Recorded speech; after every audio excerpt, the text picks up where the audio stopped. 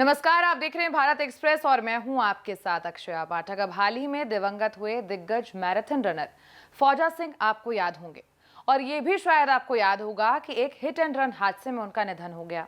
और ये कोई एक केस नहीं है, देश में हर साल ऐसे सैकड़ों केस सामने आते हैं और चले भी जाते हैं। और ऐसे ही हिट एंड रन केसेस की कैपिटल बन गया है भारत। क्या है हादसों की वजह और पीड़ितों को न्याय क्यों नहीं मिल पाया? ऐसे तमाम सवाल हैं जिनका आंसर नहीं मिला है और तमाम ऐसे सवाल हैं जो ये सोचने पर आपको मजबूर करेंगे, क्योंकि सोचना जरूरी है। मैं आज भारत कैसे बना हिट एंड रन का कैपिटल। तो अब एक रिपोर्ट बताती है कि साल 2022 में भारत में ऐसे हादसों में लगभग 30,400 से ज्यादा लोग मारे गए, लेकिन लोग मौके से भाग गए और पीड़ित को वहीं छोड़ गए। केस जानने के लिए अब थोड़ा सा पीछे चलते हैं।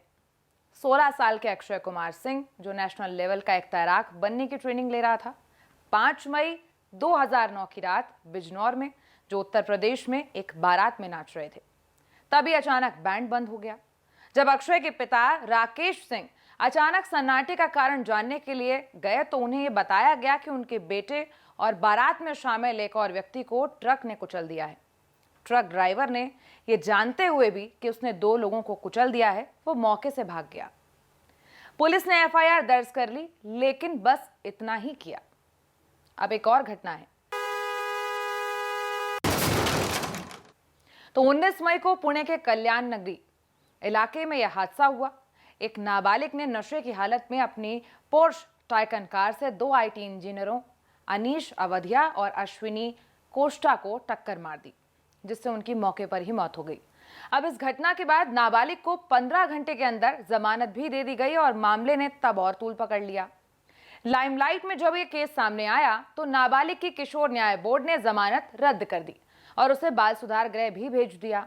सबूतों से छेड़छाड़ भी हुई और इसके बाद याचिका भी दाखिल हुई कि नाबालिग पर व्यस्क की तरह मुकदमा चले, लेकिन इसे खारिज कर दिया गया।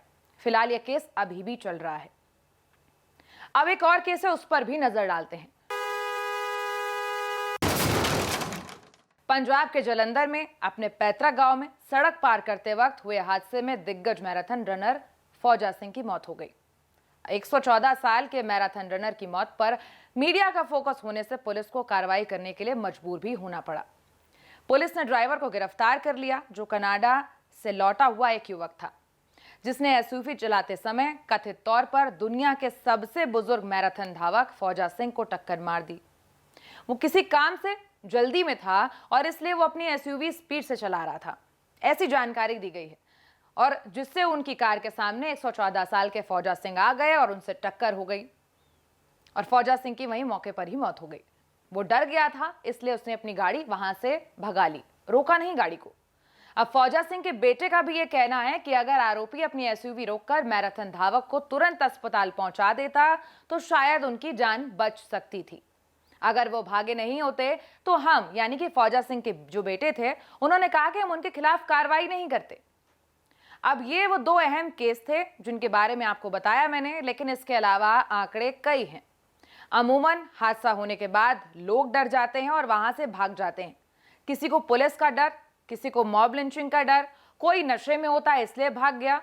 आपको वडोदरा वाला केस भी याद होगा, जिसमें रक्षित चौरसिया नाम का युवक अनदर राउंड निकिता चिल्ला रहा था और लोगों को ये बताने की कोशिश कर रहा था कि वो भगवान से डर रहा है, उसे अचानक सा कुछ ऐसा दिख रहा है, उसकी साइकोलॉजी कुछ और हो गई है और इसलिए वो ऐसा बड़बड़ा रहा है।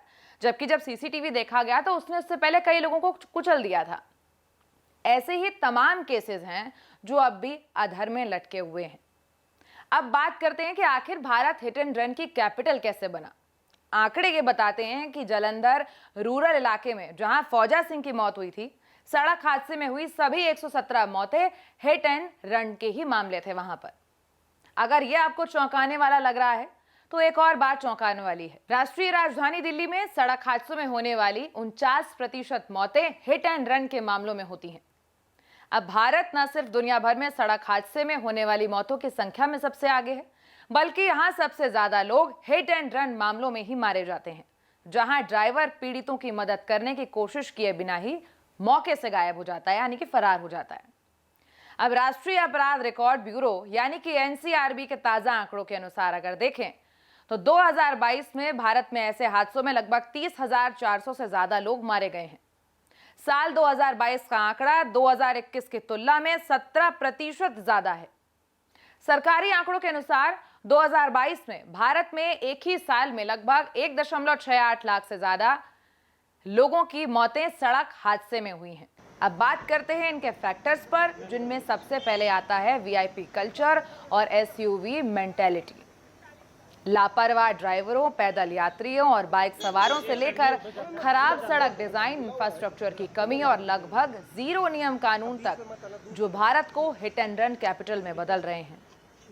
अब विशेषज्ञों का यह भी कहना है कि एसयूवी मेंटेलिटी, वीआईपी कल्चर और करप्ट सिस्टम ऐसे लोगों को और भी ज्यादा हिम्मत देता है। और ये भी सामने आया है कि पुलिस खुद को जांच के झंझट से बचाने के लिए हादसों को हिट एंड रन के रूप में दर्ज करती है, और जब कभी कभार उन्हें आरोपी मिल भी जाता है तो पैसे और करप्शन आड़े आ जाते हैं और मृतक न्याय के लिए तरसते रह जाते हैं। हादसे के बाद ड्राइवरों का भाग जाना भी एक बड़ा फैक्टर है। कानून का डर ना होना, ड्राइवरों को कानून की जानकारी ना होना, कानूनी प्रक्रियाओं में फंसने का डर, लापरवाह रवैया और साथ ही स्थानीय लोगों द्वारा मॉब लिंचिंग में मार दिए जाने का डर ड्राइवरों को एक्सीडेंट साइट से भागने पर मजबूर करता है, यह आंकड़ा बताता है। ड्राइविंग लाइसेंस ना होना, कम उम्र का होना, नशे या शराब के नशे में वाहन चलाना और भी अन्य फैक्टर्स हैं जो चालकों को दुर्घटना स्थल से भागने पर मजबूर करते हैं। स्थानीय लोगों या दुर्घटना स्थल पर मौजूद भीड़ द्वारा हमला किए जाने का डर भारत में एक असलियत है, जहां भीड़ की मानसिकता हावी है, और यही कारण है कि ड्राइवर भाग जाते हैं, भले ही वो पीड़ित की मदद करना चाहते हो। अब इसको लेकर कुछ बदलाव भी हुए हैं कानून में, जिनके बारे में पता होना भी जरूरी है। अब भारतीय न्याय संहिता बीएनएस की धारा 106 उस व्यक्ति के बीच अंतर करती है जो जल्दबाजी या लापरवाही से किसी की मौत की वजह बनता है और इसकी रिपोर्ट करता है, और वो व्यक्ति जो घटना के तुरंत बाद पुलिस अधिकारी या मजिस्ट्रेट को रिपोर्ट किए बिना भाग जाता है। जानलेवा हादसों की वजह बनने वाले और उनकी रिपोर्ट करने वालों के लिए अधिकतम की जो जेल है उसकी अवधि 5 साल है हिट एंड रन मामलों में, और उसमें जो शामिल होंगे ड्राइवर, उनके लिए सजा 10 साल तक बढ़ गई है। यानी कि अगर आप रिपोर्ट कर देते हैं तो सजा की अवधि कम है, लेकिन सारे फैक्टर्स को देखने के बाद, और अगर आप बिल्कुल रिपोर्ट नहीं करते हैं तो इसकी सजा की जो अवधि है वो 10 साल की है। अब एक फैक्टर और भी है, ट्रैफिक मॉनिटरिंग की कमी और खराब रोड डिजाइन। अब भारत में जॉगिंग करना, साइकिल चलाना, पैदल चलना या सड़क पार करना भी जोखिम भरा है। हम पार्कों में नहीं दौड़ सकते, कोई उतने डेडिकेटेड ट्रैक नहीं है। अब भारत में जो सड़कें बनती हैं वो मोटर ड्राइवरों को ध्यान में रखकर बनाई जाती हैं, ना कि पैदल यात्रियों और साइकिल चालकों के लिए। अब ये भी बात ध्यान में रखनी पड़ती है अगर अपनी सुरक्षा रखनी है तो दुनिया भर में सड़कों पर ट्रैफिक सिग्नल लगे होते हैं, लेकिन भारत में हमें ट्रैफिक लाइट, फ्री सड़कें और ओवर ब्रिज का शौक है, जहां एयरपोर्ट्स लगाए और चलती गाड़ियों के बारे में अनजान सड़क पार करने वाले लोग एक अतिरिक्त जोखिम बन गए हैं।